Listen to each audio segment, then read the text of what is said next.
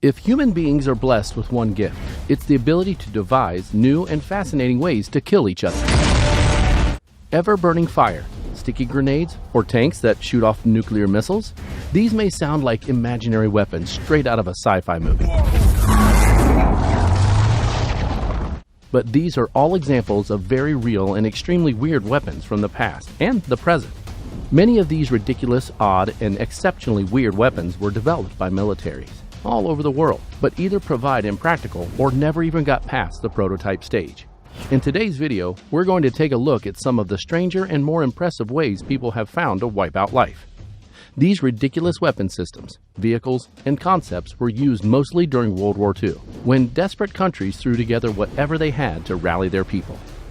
Watch till the end, you'll be amazed. But first, subscribe and hit the bell. Now, let's get started. SEDGLEY OSS .38. The SEDGLEY OSS combined a gun with a glove for one heck of a knockout punch. This might be my favorite OSS weapon. The SEDGLEY OSS .38 is a single-shot pistol attached to a heavy leather glove. It was loaded with a single .38 caliber round that would fire when the plunger was depressed. The plunger was oriented to depress when the user punched a bad guy. To be fair, the OSS .38 was not just a OSS weapon. It was issued by the Navy to allow sailors to have a quick attack weapon if they encountered an enemy when clearing brush in the dense islands of the Pacific. That's actually where the gun saw success. Well, not exactly success, but more success than most OSS weapons. It was indeed issued, but there doesn't seem to be any recorded uses of the SEDGLEY OSS .38. It's one heck of a shooting glove. German PANZERFAUST. One of the most notorious grenade launchers used in World War II was the legendary German PANZERFAUST. It could effortlessly penetrate armor 200 millimeters thick. This was enough to blow a hole in the front of even the strongest Soviet tank. The PANZERFAUST weighed just 7 kilograms, and it had low recoil. Thus, even teenagers could use this grenade launcher to effectively hit the target. It consisted of a small, disposable preloaded launch tube, firing a high-explosive anti-tank warhead, and was intended to be operated by a single soldier. A number of variations of the PANZERFAUST were produced, which increased the size of the warhead and increased the range of the weapon. In the end, however, even with 6.7 million produced, the PANZERFAUST couldn't turn the tide of the war. MAXIM machine gun. Here's where the Industrial Revolution really got serious about killing people.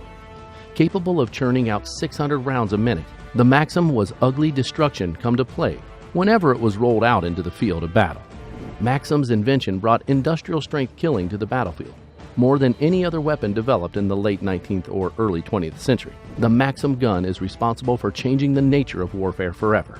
About as accurate as a subreddit, it made up for weak aim with several metric tons of white-hot lead. British No. 74 sticky bomb. This huge-built lollipop-style weapon is not an ordinary thing to play around with. It is a British No. 74 sticky bomb that was designed to attack rival tanks. It was thrown at tanks and spark off blowing a hole in the tank's armor. But for this bomb to work, the tank had to be dry and clean.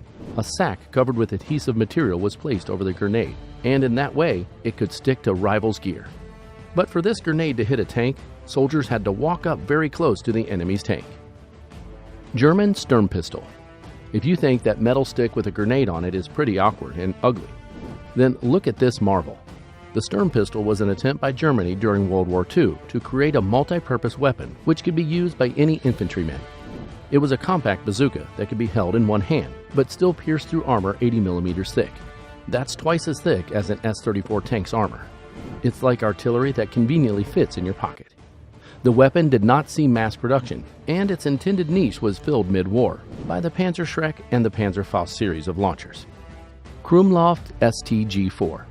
The KRUMMLAUF is a perfect example of Germany's late-war obsession with impractical secret weapons to turn the tide of the World War II. The KRUMMLAUF was a curved barrel attachment for the German STG-44 rifle, which enabled the weapon to be fired around corners. Its shape meant it could also be used from within a tank to counter enemy infantry armed with mines or other anti-tank weapons. In use, it was found that the barrel attachment became distorted and quickly wore out from the pressure of the rounds being fired. Also, the bullets often shattered on exiting the KRUMMLAUF. The KRUMMLAUF was certainly not a war-winning weapon, but its widespread use would have aided the German defense, cost more Allied lives, and lengthened the war. Although a failure at the time, the concept has been revived with some modern weapons, allowing the user to engage the enemy without exposing themselves. Goliath tracked mine. The Goliath tracked mine, known as Beetle tanks by the Allies, referred to German unmanned disposable demolition vehicles that were used during World War II. The tracked vehicles could carry 60 kilograms of explosives and was steered remotely using a joystick control box attached to the rear of the Goliath by 650 meters of triple-strand cable. Each Goliath had to be disposable, as each was built specifically to be blown up along with any enemy target. 7,564 Goliaths were produced during the war, but they were considered unsuccessful due to their high cost, low speed, poor ground clearance, armor vulnerabilities, and difficult portability. These combined factors prevented a majority of Goliaths from reaching their intended targets. M65 Atomic Cannon. The M65 was the world's first atomic artillery piece and the most powerful mobile cannon in American Army history. One such weapon could easily wipe out a whole enemy division of about 17,000 men in their gear. Nicknamed Atomic Annie, it used W9 shells with a length of 138 centimeters. These shells weighed 364 kilograms. The M65 could fire an atomic warhead of a distance of kilometers. The shell would not hit the ground but rather explode in midair, which increased its destructive radius. As an M65 cannon weighed 42 tons, it was transported by 2 special trucks. 15 minutes after firing its round, the Atomic Annie could be moved to another location, making it hard for the enemy to detect. Little David. The Little David mortar has a name that can be decisive because it is considered, along with the British Mallet's mortar, to be the largest caliber gun ever made.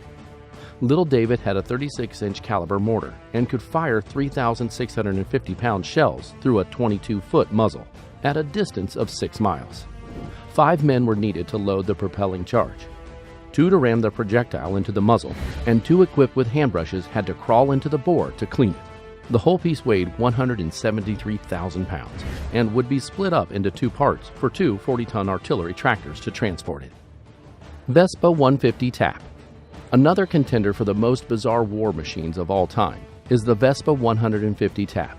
Absurdly, the VESPA 150 TAP was based on the updated version of the goofy and gutless civilian Italian motor scooter seen in the 1952 movie Roman Holiday. The idea behind the scooter was for it to be dropped in with paratroopers during operations to provide heavy support. The world's fightingest motor scooter sported a beefed-up frame and lower gear ratios than that of a standard models. It bristled with equipment racks for luggage gear and wore a dull olive drab or sand-colored paint scheme in the place of flashy civilian colors. The bike was powered by a 145 cubic centimeter single-cylinder 2-stroke motor with a rotary valve design, which allowed a 2% oil mixture. Soldiers wryly said the 246-pound machine could attain speeds of about 40 miles per hour. Thanks for watching, guys. If you enjoyed this video, smash that like button, subscribe to the channel, and turn notifications on to see more of our feature videos. With that said, keep enjoying our videos, and see you in the next video.